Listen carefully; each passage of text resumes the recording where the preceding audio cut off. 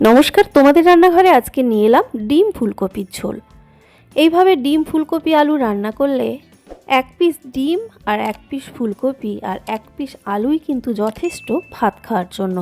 এতটাই টেস্টি হয় এই রেসিপিটা, একদম ঘরোয়াভাবে তৈরি। আশা করি সবার ভালোই লাগবে। তো এর জন্য লাগছে ফুলকপি আর আলু। আপনি দরকার মতো নিয়ে নেবেন। আমি মোটামুটি 4 জনের মাপে এখানে আলু আর ফুলকপি নিয়ে নিয়েছি। ফুলকপি আলুর মধ্যে দিয়ে দিচ্ছি জল। জলের পরিমাণটা এমন দেবেন যাতে মোটামুটিভাবে আলু আর ফুলকপিটা ডুবে থাকে জলের মধ্যে। আর এখানে ফুলকপির টুকরোগুলো দেখে বুঝতে পারছেন বেশ বড় বড় টুকরো করে কাটা। এরকম করেই কাটতে হবে এই রেসিপির জন্য, একটা ফুলকপিও যাতে ঘেঁটে না যায়। তো এতে স্বাদ মতো একটু নুন দিয়ে আমি ফুলকপি আর আলুটা একটু ভাপিয়ে নেব। প্রথমে ফ্লেমটাকে বাড়িয়ে রাখবো। তারপর যখন দেখবেন যে জলটা অল্প ফুটতে শুরু করে দিয়েছে, ফুটতে শুরু করার পরে আর বেশিক্ষণ কিন্তু ফুলকপিটাকে সেদ্ধ করা যাবে না। তাহলে কি হবে, বেশি সেদ্ধ হয়ে গেলে ফুলকপি কিন্তু ঘেঁটে যাবে। তো জাস্ট ফুটতে শুরু করলেই একবার একটু উল্টে দেবেন। উল্টে দেওয়ার পরে যাতে প্রত্যেকটা দিক সমানভাবে ভাপানো হয়ে যায়, সেই জন্য উল্টে দেওয়ার পরে আর মিনিট খানেক গ্যাসটাকে বাড়িয়ে রেখে ঠিক দেখুন এরকম ফুটতে শুরু করবে, সেই সময় গ্যাস বন্ধ করে ফুলকপি আলুটা জল থেকে তুলে নিতে হবে। তো তুলে নিচ্ছি আমি আলু আর ফুলকপিগুলো।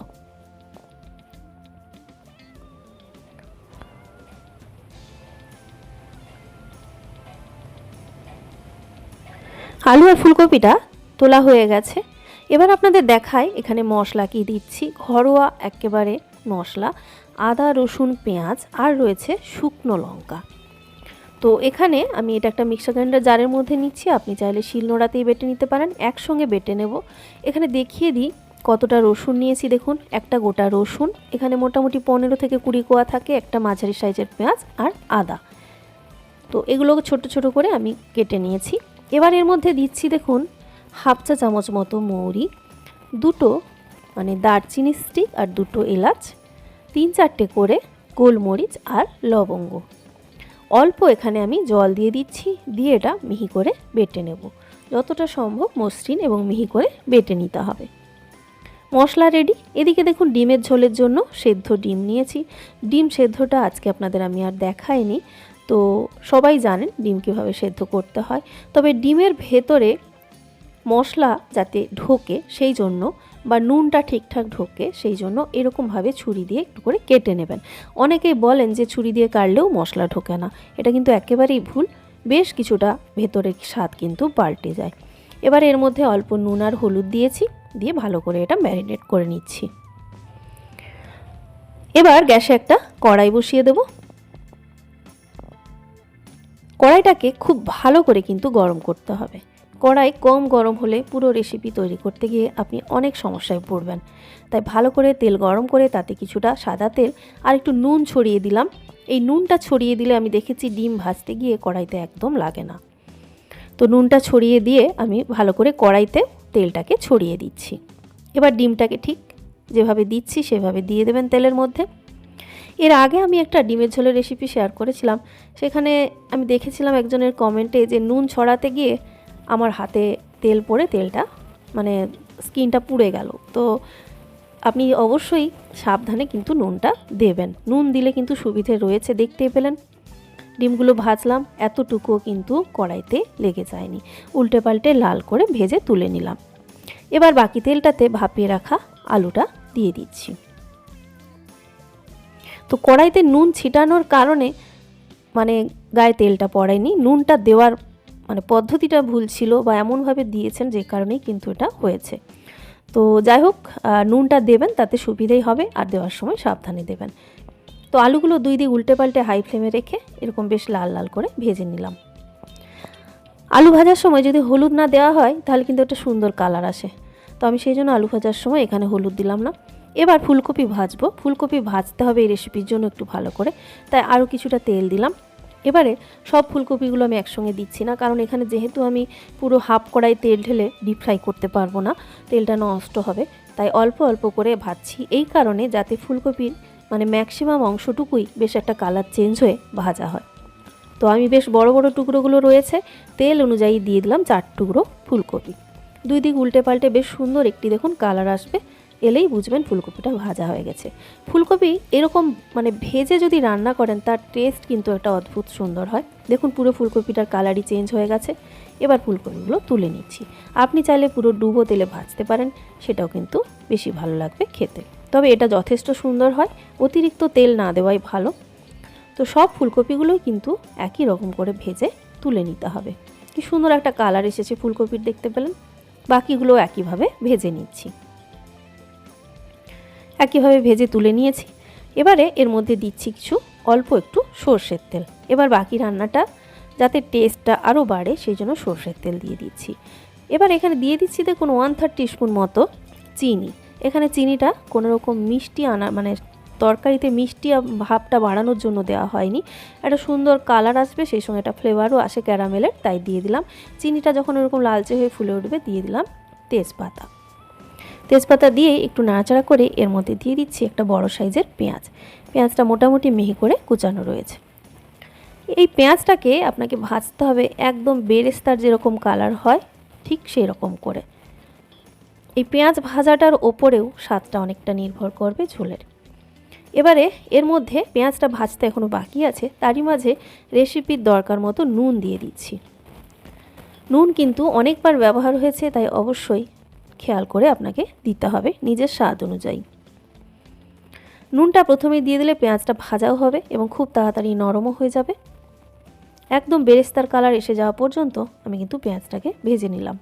দেখুন পেঁয়াজের কালারটা একদম ব্রাউন যেরকম হয় বেরেস্তা ভাজা মানে পেঁয়াজ ভাজা সেরকম হয়ে গেছে। এবার এখানে দিয়ে দিচ্ছি একটা মাঝারি সাইজের টমেটো। টমেটোটা দিয়ে খুব বেশিক্ষণ ভাজার দরকার নেই, একটু নাড়াচাড়া করে নিলেই হবে।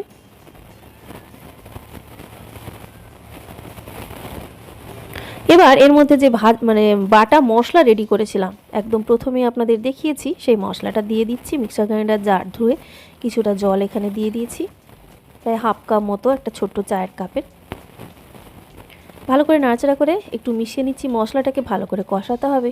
তো এখানে দেখুন ফুলকপি আলু যে ভেজে রেখেছিলাম তাতে করে বেশ কিছুটা তেল কিন্তু এই প্লেটটাতে বেরিয়ে এসেছে। তো মশলাটাকে আপনি যত ভালো করে তেল দিয়ে কষাবেন তার টেস্ট তত ভালো হবে। তো অলরেডি অনেকটা তেল ব্যবহার হয়ে গেছে, এখান থেকে দেখুন বেশ কিছুটা তেল কিন্তু বেরিয়েছে। এই থালার মধ্যে অল্প একটু জল দিয়ে এই তেলটাকে পরিষ্কার করে আমি কিন্তু এই কড়াইয়ের মধ্যে এবার দিয়ে দিচ্ছি। দেখুন তেলটাও নষ্ট হলো না, সেই সঙ্গে মশলাটাও ভালো করে কষানো হবে। শেষের দিকে দিয়ে খুব একটা লাভ নেই, সেক্ষেত্রে তরকারিতে তেল শুধু ভাসবে। তার কাজেই মশলাটা কষানোর সময় আমি কিন্তু এটা দিয়ে দিলাম। এবার এই মশলাটিকে কষাতে হবে বেশ ভালো করে, আর কিছু গুঁড়ো মশলা অ্যাড করতে হবে তার আগে।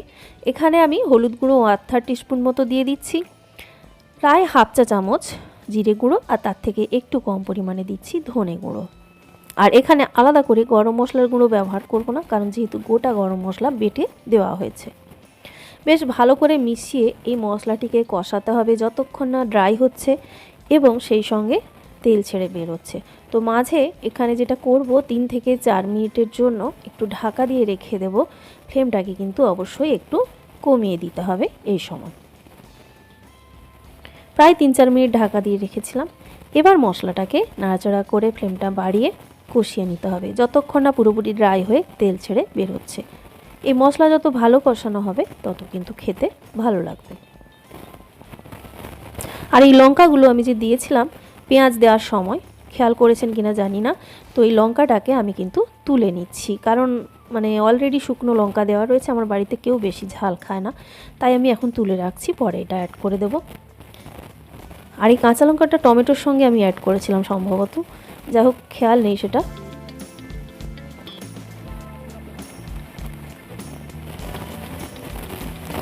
দেখুন একবারে মশলা থেকে ঠিক এই রকম তেল ছেড়ে বেরোনো পর্যন্ত আপনাকে মশলাটা কষাতে হবে। একদম তেল ছেড়ে বেরিয়েছে, সঙ্গে ড্রাই হয়ে গেছে মশলাটা, দেখতে পাচ্ছেন। এই ভাজা মশলার এত সুন্দর একটা গন্ধ বেরোচ্ছে, রেসিপির টেস্ট গন্ধটা পেলেই বোঝা যায় কতটা ভালো হবে। এবার এর মধ্যে ভেজে রাখা আলু ফুলকপি দিয়ে দিচ্ছি। এবার ফুলকপি আলুটাকে বেশ ভালো করে মশলার সঙ্গে মিশিয়ে নেব।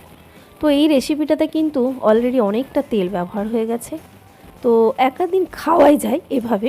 তো এখানে একটা জিনিস আপনাদের সাজেস্ট করব, যেদিন এই রকম রেসিপি খাবেন সেই দিনে আর কোনো তরকারি রান্না না করাই ভালো। শুধুমাত্র এরকম একটা রেসিপি দিয়েই কিন্তু ভাত অনায়াসে খাওয়া যায়।